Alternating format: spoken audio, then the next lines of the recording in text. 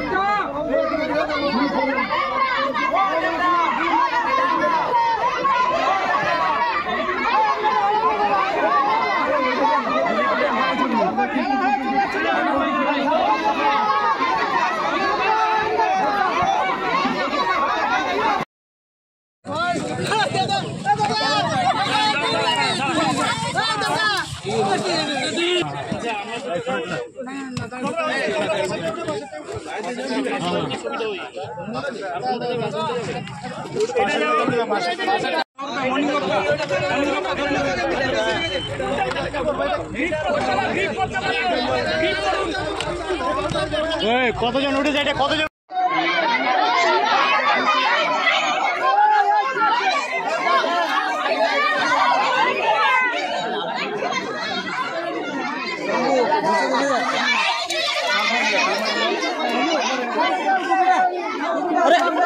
কি হলো? দেবদা ছবি হচ্ছে না দেবদা। মোবাইল ছাড়াও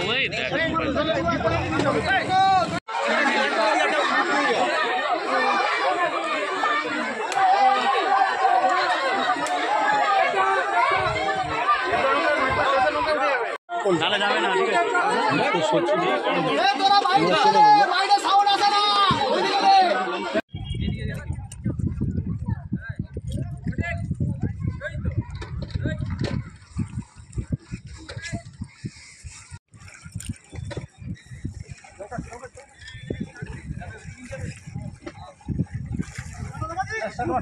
পাটা নামিয়ে বসো।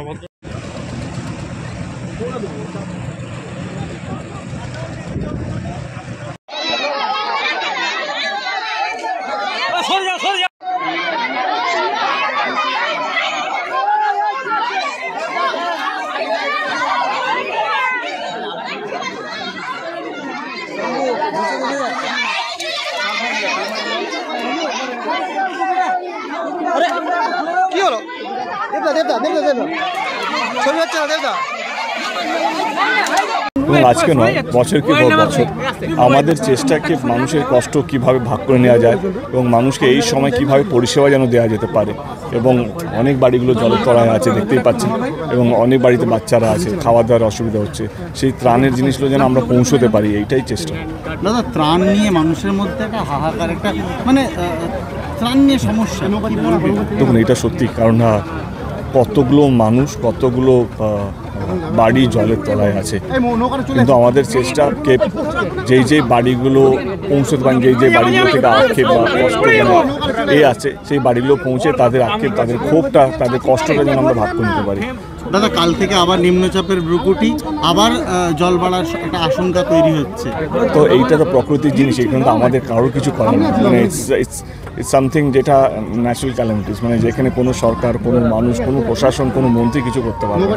আমি শুধু ঘাটালবাসীদেরকে একটাই কথা বলতে চাই যে যেমন জাভেদদা এসছে, এবং জাভেদদার সঙ্গে প্রথম দিন যখন এসেছিলাম এখানে কী কী অ্যাসেসমেন্ট হয়েছে, এখানে বোর্ড দরকার ছিল, ত্রিপল দরকার ছিল, যে জিনিসগুলো জাভেদদাকে আমি তখনই ফোন করি এবং জাভেদদা তখনই স্যাংশন করে, এবং তিনি কথা দিয়েছিলেন আমিও যাবো। আজকে জাভেদদা এখানে এসেছেন, তার জন্য জাভেদদাকে ধন্যবাদ। কাছ থেকে ঘাটালের মানুষের কষ্টগুলো দেখা, এবং আমার মনে হয় কি উনি যাওয়ার পর আরও অনেকগুলো পদক্ষেপ নেবেন যাতে ঘাটালের মানুষ এই কষ্ট, তো এই কষ্টটা এমন একটা কষ্ট আমরা যতই বলি না কেন সেটা কোনোদিনও ভাগ করা যেতে পারবে না। এই মানুষ যারা এই জলের তলায় থাকে, এই মানুষ যারা যতই হোক না কেন, আমরা যতই মিডিয়ার সামনে ভাষণ দিই না কেন, তাদের এই কষ্টটা আমরা কোনোদিনও মানে হয় না কমাতে পারবো না।